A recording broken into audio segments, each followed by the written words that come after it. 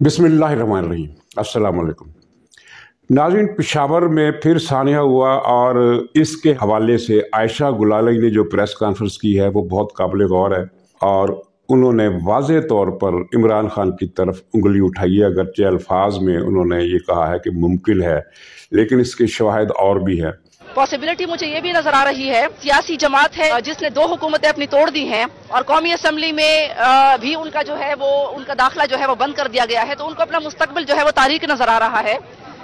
तो ये भी एक पॉसिबिलिटी हो सकती है कि एक इंतकाम वो ले रहे हों इस वक्त मुल्क के साथ। इस जमात के जो है वो दहशतगर्दों के साथ एक नॉन कॉन्टैक्ट्स भी हैं, वो दहशतगर्दों को माजी में सपोर्ट भी करते रहे, अब भी सपोर्ट करते हैं, उनके लिए दफातर खोलने की बात भी करते रहे हैं, दहशतगर्दों को अपनी हुकूमत में वो छुड़वाते रहे हैं, खतरनाक दहशतगर्दों को, जिसमें APS हमले का जो दहशतगर्द था उसको उन्होंने अपनी हुकूमत में छुड़वाया। तो जब उनको अपना मुस्तकबिल इस वक्त तारीख नजर आ रहा है, तो एक पॉसिबिलिटी ये हो सकती है कि उन्होंने अपने दहशतगर्दों के साथ जो उनके कॉन्टैक्ट्स हैं उसको इस्तेमाल करते हुए उन्होंने ये इंतकाम लिया हो इस सूबे के अवाम से भी और इस मुल्क से भी। पिछले 6-7 महीनों में जो होता रहा है कि वो मुल्क के खिलाफ किसी भी हद तक जा सकते हैं जाती इंतकाम में और जाती अना में। पूरी कौम ये भी सोचने पर मजबूर है कि जब धरना 2014 का खत्म नहीं हो रहा था तो उसके लिए उसको खत्म करने के लिए फिर APS में एक सानेहा हुआ और वो सानेहा PTI की हुकूमत में हुआ, तो धरना उसके बाद फिर खत्म हो गया। तो नाज़रीन, ये बड़ा दर्दनाक सानहा था। 3 दर्जन से ज़्यादा सिपाही शहीद हो गए, 150-200 के करीब ज़ख्मी हैं और एक बेलगाम किस्म की वारदात हुई है और TTP ने इसकी ज़िम्मेदारी कबूल भी कर ली है। और ये वही TTP है जिसने तकरीबन 2 हफ्ते पहले एक ख़त जारी किया था कि जो भी हमारी मुखालफत करेगा हम उसे नहीं छोड़ेंगे,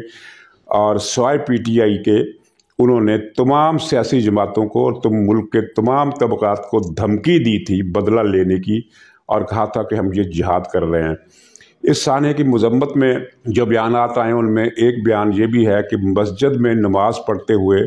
नमाजियों को शहीद करना बहुत बड़ा जुर्म है। बिल्कुल ये सही है कि नमाजियों को शहीद करना बहुत बड़ा जुर्म है, लेकिन गैर नमाजियों को, यहाँ तक कि गैर मुस्लिमों को भी बेगुनाह बम धमाकों के ज़रिए मारना बहुत बड़ा जुर्म है। उस जुर्म में भी कोई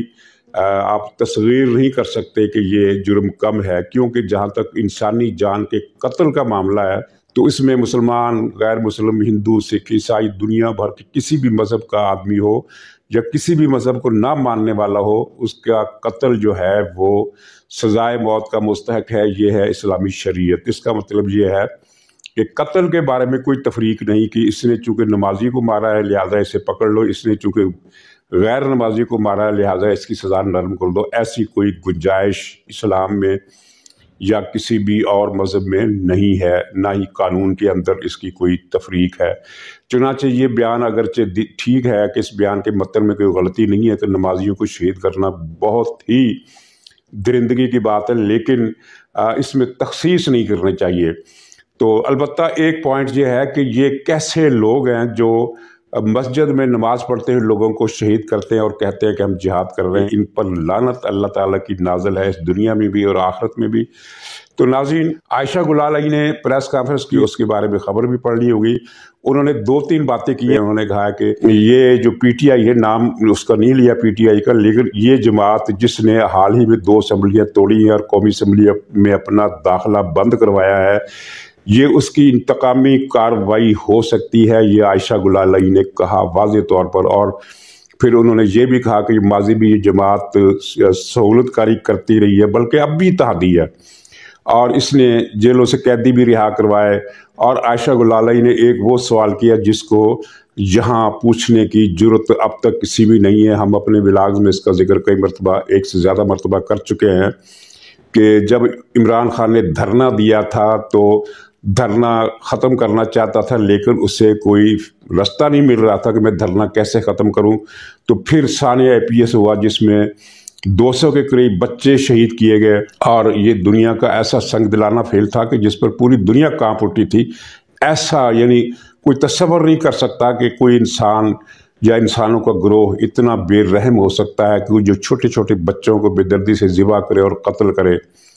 تو ناظرین، عائشہ گلالئی نے سوال اٹھایا کہ یہ عمران خان کو دھرنا ختم کرانے کے لیے سہولت کاری کا یہ کام کس نے انجام دیا تھا؟ ہمیں بھی پتہ ہے، سب کو پتہ ہے، عائشہ گلالئی کو بھی پتہ ہے، پوری پاکستان کو پتہ ہے کہ یہ کون تھا، لیکن نام لینے کی جرت نہیں کی جا سکی۔ آج تک کسی نے اس بارے میں بیان نہیں دیا،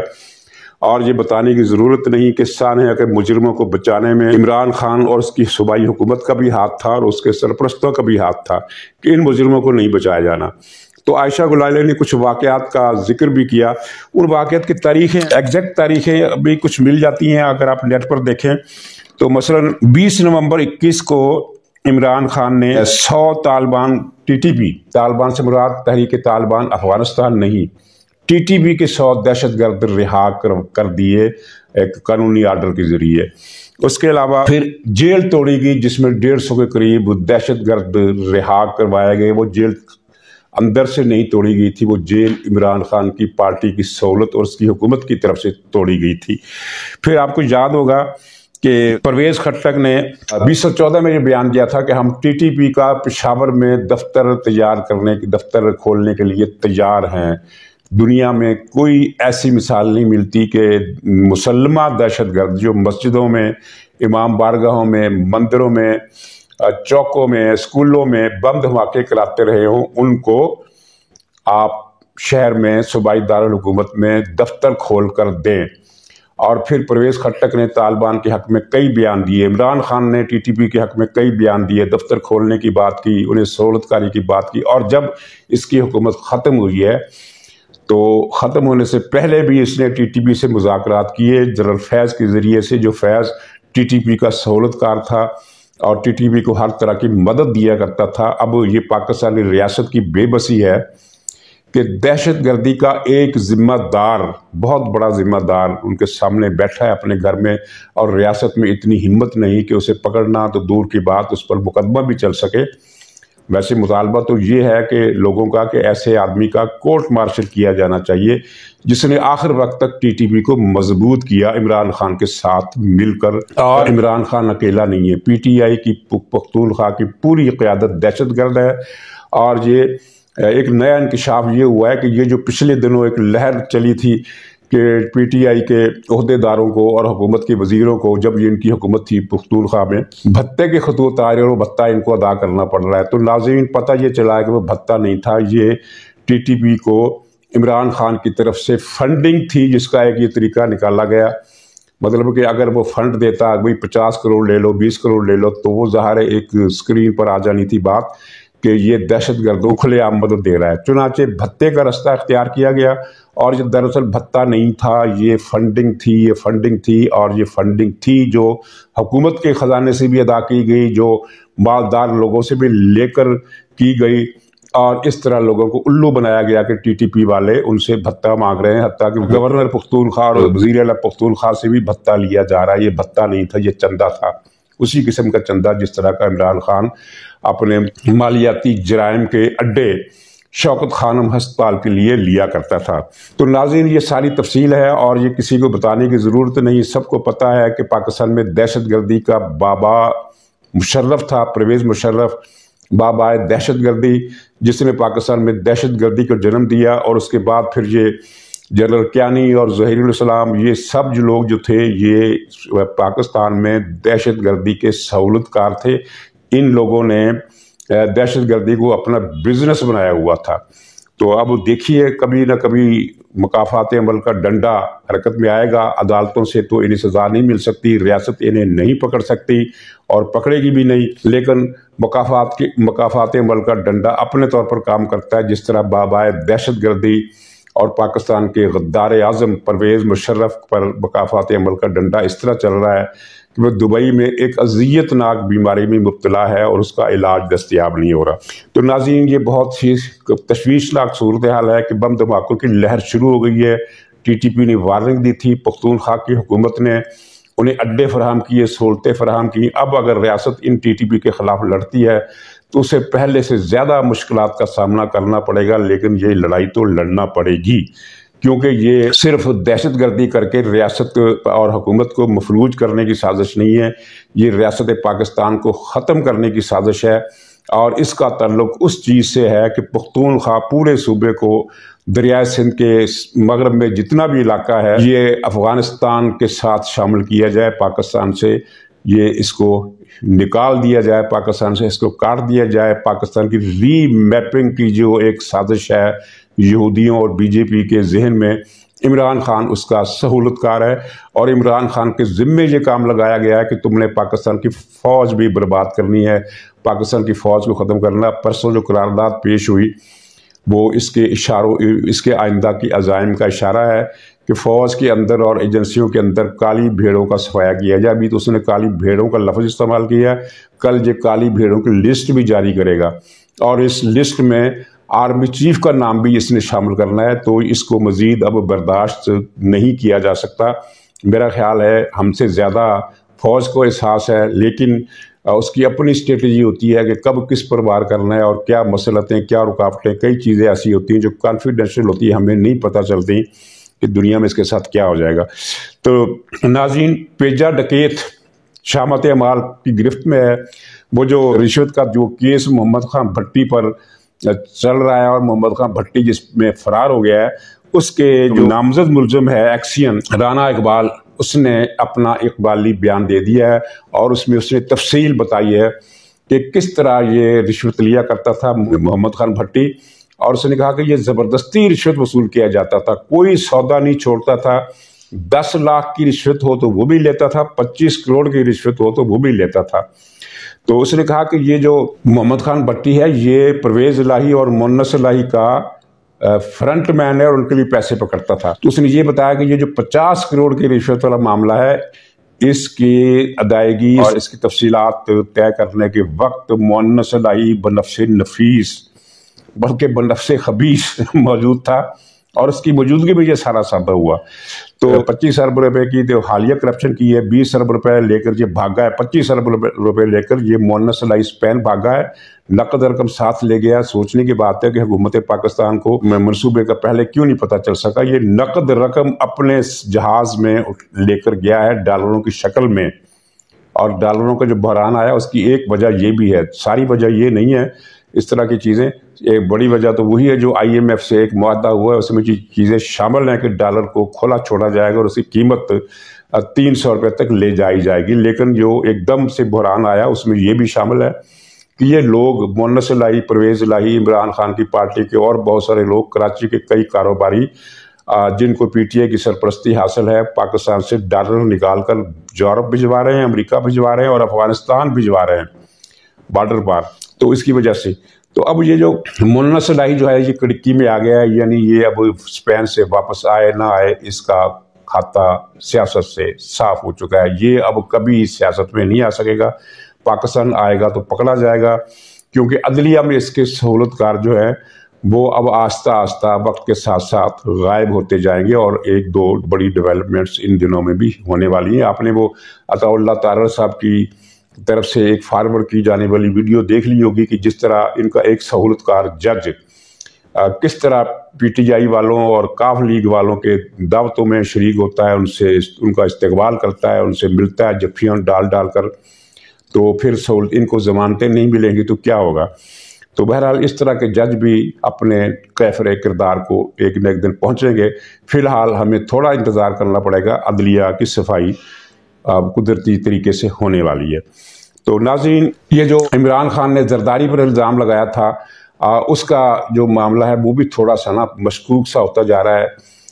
ایک تھیوری یہ ہے، اور تھیوری میں وزن ہے، کیونکہ T T P Imran Khan کی حمایت میں نکل آئی ہے، اس میں کوئی شبہ نہیں ہے۔ T T P Imran Khan کی حمایت کے لیے، عمران خان کا انتقام لینے کے لیے میدان عمل میں ہے۔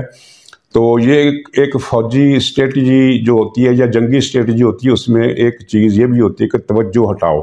ایک طرف سے توجہ ہٹا کر دوسری طرف سے وار کرو۔ تو اس نے آصف علی زرداری پر الزام لگایا کہ وہ میرے قتل کی سازش میں ملوث ہے، جس پر آصف زرداری نے اسے 10 ارب روپے کا ہرجانے کا نوٹس بھیج دیا ہے، یا معافی مانگنے کی آپشن ہے، یا یہ 10 ارب کا ہرجانہ کیس لڑنے کی آپشن ہے۔ تو ظاہر ہے اب عمران خان کے لیے وہ ماضی کی سہولت نہیں ہے کہ جس پر چاہے الزام لگا دے اور اس پر کیس نہ چلے، کیس تو اس پر چلے گا، لیکن وہ توجہ ہٹاؤ کا چکر یہ ہے کہ اطلاعات ہیں کہ عمران خان نے آصف زرداری کو قتل کرانے کا فیصلہ کر لیا ہے، جس طرح سے ماضی میں بہت سارے اہم لوگ قتل کیے، جس میں وہ جسٹس سیٹھ بھی شامل تھے، جسٹس وقار سیٹھ، اور بھی کئی لوگ شامل تھے، قندیل بلوچ شامل تھی جس کو مفتی عبدالکبیر جیسے لفنگے کی مدد سے قتل کیا گیا، اور بھی کئی قتل اس کے پیٹے میں ہیں، اور ارشد شریف کا قتل بھی ہے۔ تو یہ آصف زرداری کو قتل کرنے کے لیے اس نے ایک پلان بنایا، اور اس پلان کا دیباچہ یہ زرداری پر الزام تھا۔ مقصد یہ ہے کہ یہ کل کو کہہ سکے گا کہ چونکہ زرداری میرے قتل کی سازش کر رہا تھا، تو میرے کسی مداح نے، کسی عقیدت مند نے غصے میں آ کر انفرادی طور پر آصف زرداری پر حملہ کر دیا۔ تو ظاہر ہے آصف زرداری اور بلاول کو اپنی حفاظت کے لیے پہلے سے زیادہ انتظام کرنے ہوں گے، کیونکہ ان کی جان خطرے میں ہے۔ عمران خان سے کچھ بھی بعید نہیں، یہ ملک دشمنی اور مسلمان دشمنی میں کسی بھی حد تک جا سکتا ہے۔ یہ اتنا گرا ہوا آدمی ہے، اتنا رذیل فطرت کا آدمی ہے، اور اتنا بے رحم قسم کا آدمی ہے کہ آپ اس کی مثال کسی اور سفاک سے نہیں دے سکتے۔ تو یہ حکومت کا بھی فرض ہے کہ وہ عمران خان کی اس سازش کا سراغ لگائے، اور آصف زرداری، بلاول وغیرہ کو بھی اپنے بارے میں پہلے سے زیادہ محتاط ہونے کی ضرورت ہے۔ تو ناظرین، اب میں پروگرام ختم کرتا ہوں، لیکن اس میں ایک فکرہ جو کل کے ویڈیو میں مجھ سے رہ گیا تھا، وہ یہ تھا کہ فواد چودھری وہ بہت بڑا جو ٹھگ اور فراڈ ہے، اور انتہائی بے رحم قسم کا قاتل ہے، سینکڑوں ہزاروں صحافی اس نے معاشی طور پر قتل کیے۔ تو وہ پرسوں عدالت میں رویا، جس پر بڑا واویلا مچا رہا کہ دیکھو فواد حسین کو اپنی بچیوں سے ملاقات کرنے کی اجازت نہیں دی گئی، 2 دن سے بچیاں تڑپ رہی ہیں، 2 دن سے۔ یہاں پاکستان میں سالوں سے بچے تڑپتے ہیں۔ لیکن اس کو چھوڑیے، ان کو یہ یاد رکھنا چاہیے کہ انہوں نے نواز شریف صاحب کو اس وقت جب ان کی بیوی بستر مرگ پر تھی، اور یہ عمومی طور پر یہ بات سامنے واضح ہو گئی تھی کہ ان کا بچنا مشکل ہے، وہ اب چند گھڑیوں کی یا چند دنوں کی مہمان ہیں، تو نواز شریف صاحب نے جیل سے انہیں فون کرنا چاہا، تو ان کو بھی اجازت نہیں دی گئی کہ وہ اپنی بیوی کو جو چند لمحوں کی مہمان ہیں فون کر سکیں، فون پر سلام کر سکیں، فون پر ان کا حال پوچھ سکیں۔ یہ شمر کی روحانی باقیات ہیں یہ پی ٹی آئی والے، جنہوں نے اس حد تک شقاوت کی کہ مرتی ہوئی بیوی سے فون پر بات نہیں کرنے دی گئی۔ اور پھر مریم کے ساتھ جو سلوک کیا گیا جیل میں، کیا مریم کو اپنے بچوں سے ملنے کی اجازت دی گئی تھی؟ ان کو تو ان کے تو باتھ روم میں عمران خان کا آرڈر تھا کہ مریم جو باتھ روم استعمال کرتی ہے اس میں ویڈیو کیمرے لگاؤ۔ یہ اس حد تک اخلاقی طور پر گرا ہوا آدمی ہے کہ میرا خیال ہے کہ تاریخ میں اس سے زیادہ اخلاق باختہ شخص اور کوئی نہیں آیا ہوگا، کیونکہ یہ کام کبھی نہیں ہوا کہ مخالف خاتون کے غسل خانے میں باتھ روم میں ویڈیو کیمرہ لگایا جائے۔ تو یہ فواد چودھری کے لیے ہمدردی کے آنسو بہانے والوں کے لیے یہ عرض ہے کہ جناب ماضی کے ان واقعات پر بھی نظر رکھیں۔ تو ناظرین اجازت دیجیے، انشاءاللہ اگلے ولاگ میں پھر ملاقات ہوگی، تب تک کے لیے خدا حافظ۔